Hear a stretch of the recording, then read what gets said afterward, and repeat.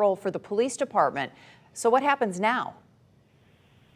Well, Lois, as you can see, it's kind of like a madhouse up there. Information is flowing in. Some of it's correct, some of it's not correct. We know that the governor initially said that the troops were killed, but at this point, it's still being determined. What's critical here is what caused this. This is only 2 blocks from the White House.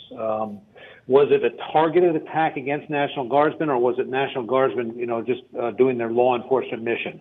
Getting conflicting reports. First couple hours, you can expect that. Every law enforcement agency is on scene right now. I've checked in with some people that I know right now. They don't have a correct information yet either.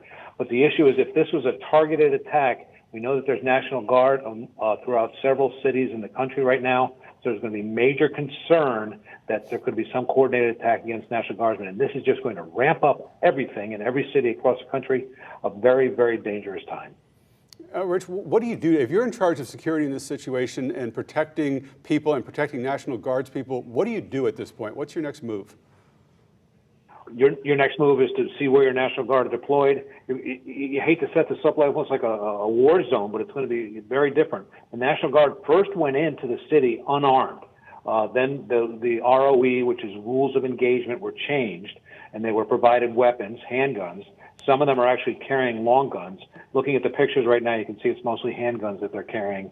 But the commanding officers of the National Guard troops will work carefully with the police, Metro PD, and other law enforcement entities throughout the city. I mean, Washington, D.C. being a federal city, it's a little bit unusual how it's governed and policed. So there's a lot going on, and they're going to have to set up a whole different profile for how they are doing their work if this was, in fact, a targeted attack. That is basically terrorism, and it will be ruled as such. You can expect the Department of Justice, the President, others to call it exactly that. So they're going to have to regroup, reset their positions, and reset their rules of engagement. Very, very dangerous time, not only in Washington, D.C., but across the country and any other city that has National Guard troops operating in them right now.